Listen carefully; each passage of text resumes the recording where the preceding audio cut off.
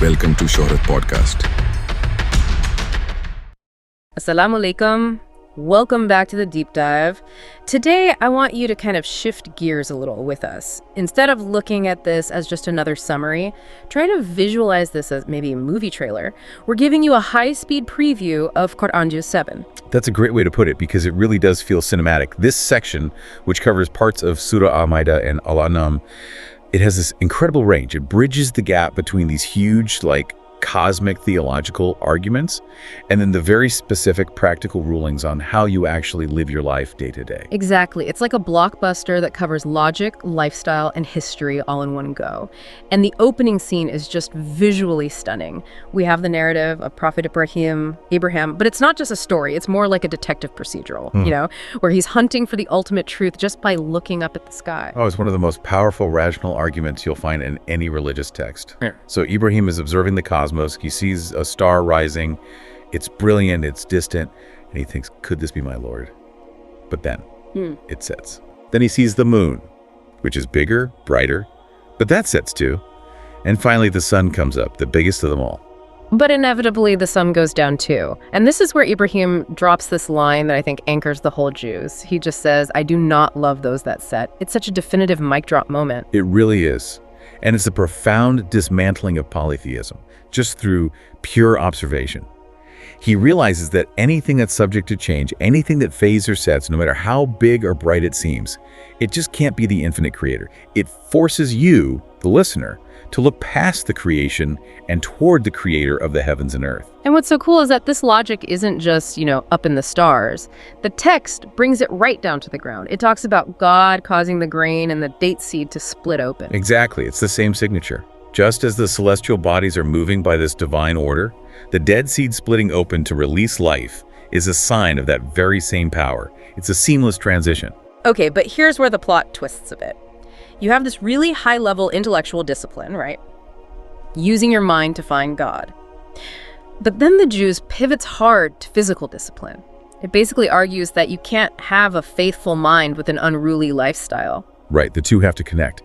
So we get to these very specific boundaries, like the rules for hunting, during the pilgrimage, during Ihram. Ihram, that state of sanctity. Yes. And hunting land animals is strictly off-limits. It's a real test of obedience. But the rulings are nuanced. Catching seafood, the game of the sea, is still lawful. So it shows you these aren't just arbitrary blanket rules. They're specific boundaries for a specific time. Speaking of boundaries, the text gets incredibly intense about intoxicants and gambling. It doesn't just call them bad habits, it labels them an abomination of Satan's handiwork. I mean, that is strong. It's designed to create a sense of urgency. And if you look closely, it explains the why. It's not just about your personal health. The text explicitly says these things are tools designed to create enmity and hatred between people. It sees them as social poisons. Oh, so it's about the social fallout. That distinction is huge. And that theme carries over to oaths too, right? If you swear by God and break your word, you can't just say, oops. No, absolutely not. There's a literal price tag attached to your words. You have to make expiation feeding people, clothing the needy, or fasting if you can't. It forces you to realize that your words, especially when you use God's name, have real weight. Okay, let's get to the climax of this trailer. The namesake of the surah, Al-Ma'idah, the table spread. Yeah. This is the scene with Isa ibn Maryam, with Jesus and his disciples. And it's a deeply human moment. The disciples ask Isa if his Lord can send down a table spread with food from heaven.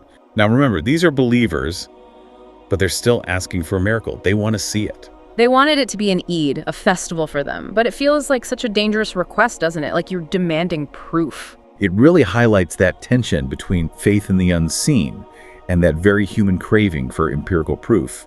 And Allah answers the prayer. But, and this is a huge but, it comes with a massive condition.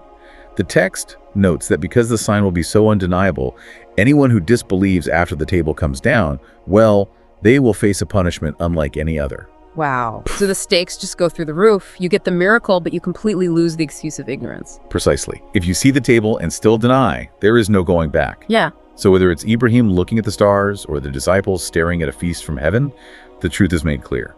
And the Juz demands that once you see that evidence, whether it's rational or miraculous, you have to commit. So Juz 7 really is this dense mix of rational proofs, legal boundaries for our lives, and miraculous history. Full video with tafsir, that's the detailed explanation, is coming soon. Till then, do not forget to subscribe to the channel. And maybe as you go about your week, we can leave you with the question that Ibrahim's story poses. In a world full of temporary things, careers, status, trends, all these things that rise and inevitably set, where are you placing your ultimate trust?